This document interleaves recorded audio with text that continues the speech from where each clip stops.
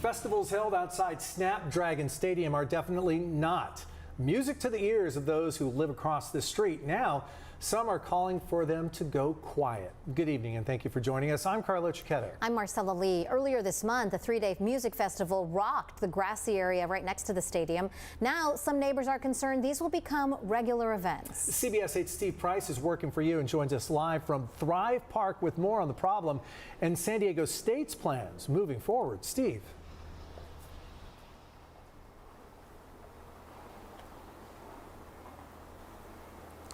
And Carlo and Marcelo, you take one look from up here and you definitely understand neighbors' concerns. The field is right down there. The speakers, though, are facing this direction toward Friars Road. And as you can see, there are hundreds of apartments out here with people living in them.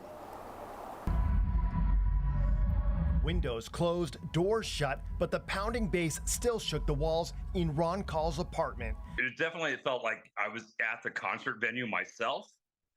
It was that loud that I felt like I was in the concert venue. Ron lives in the Monte Vista Apartment complex above Snapdragon Stadium. He's cool with concerts and events inside the stadium where the noise funnels up.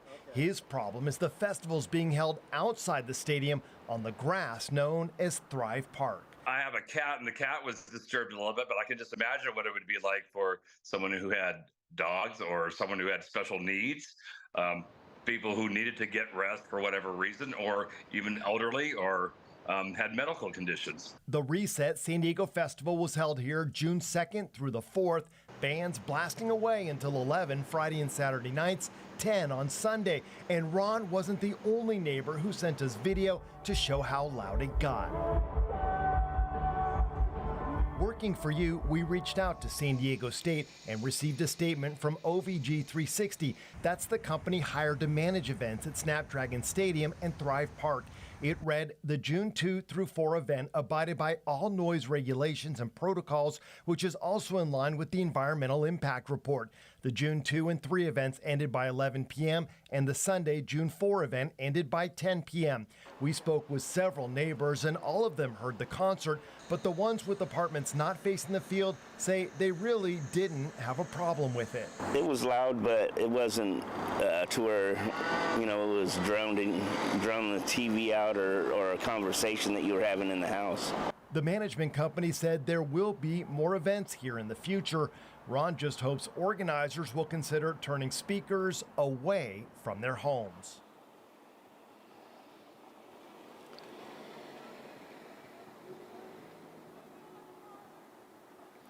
And again, Ron doesn't have a problem with the concerts that are actually happening inside Snapdragon Stadium. In fact, you got Guns N' Roses, Pink, Coldplay, they are all scheduled to play. And he said he's frankly excited to have those groups there. But you'll notice that with Snapdragon, all the sound shoots up, not with big speakers aiming right for their apartments. And that's the concern. Hopefully, maybe everyone can work this out. Carlo, Marcella, turn things around for future festivals. We'll see. But this first festival definitely upset a lot of residents out here.